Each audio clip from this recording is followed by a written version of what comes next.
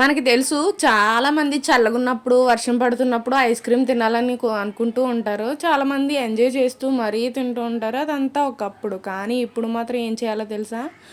ఫుల్లుగా ఎండొస్తుంది చూడండి. అలాంటి టైంలో ఏం తినాలి, ఏం తాగాలి, ఏది తింటే బావుంటది, ఏది తాగితే బావుంటది అనేది నేను మాత్రమే చెప్తాను. అంతేకాకుండా అది ఎలా ప్రిపేర్ చేసుకోవాలో కూడా చెప్తాను. చూసారా ఎండ ఎంత గట్టిగా ఉందో, ఏం తాగాలో చెప్తాను చూడండి. ఇంత ఎండగా ఉన్నప్పుడు మనం ఖచ్చితంగా తాగాల్సింది ఏంటంటే టీ తాగాలి లేదా కాఫీ తాగాలన్నమాట. వేడి వేడిగా పొగలు కమ్ముతున్నప్పుడు తాగాలి. మళ్ళీ చల్లారిపోతే బాగోదు. టీ ఎలా పెట్టుకోవాలో అందరికీ తెలుసు కదా, అది ఫాలో అయిపోండి. నెక్స్ట్ ఇంత వేడిగా ఉన్నప్పుడు ఏం తినాలో తెలుసా? వేడి వేడిగా పకోడీ తినాలి.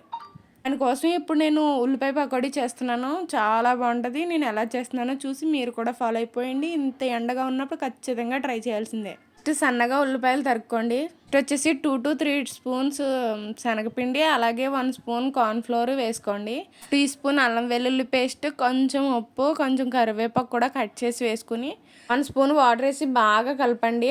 ఉల్లిపాయలో ఉన్న వాటర్ వస్తుంది, సరిపోతుంది. ఇంకా వాటర్ వేయాల్సిన అవసరం లేదు. పొయ్యి మీద పెనం పెట్టుకుని డీప్ ఫ్రైకి సరిపడగా ఆయిల్ వేసుకుని కలిపిన పిండిని ఇలా చల్లుతూ వేయండి. నేను చల్లుతున్నాను చూసారా, అలా విడివిడిగా వేస్తే బాగా వస్తుంది పకోడీ. చాలా టేస్టీగా చాలా బాగుంటుంది పకోడీ అయితే. గోల్డెన్ బ్రౌన్ వచ్చిన తర్వాత తీసేయండి. చాలా బాగుంటుంది పకోడీ అయితే, కరకరలాడుతూ చాలా టేస్టీగా ఉంటుంది. కూడా ఖచ్చితంగా ఇంత ఎండ ఉన్నప్పుడు ఖచ్చితంగా ఇలా పకోడీ వేసుకుని చాయ్ పెట్టుకో తాగండి. ఆ కిక్కే వేరు, చాలా బాగుంటుంది. ఖచ్చితంగా ట్రై చేయండి.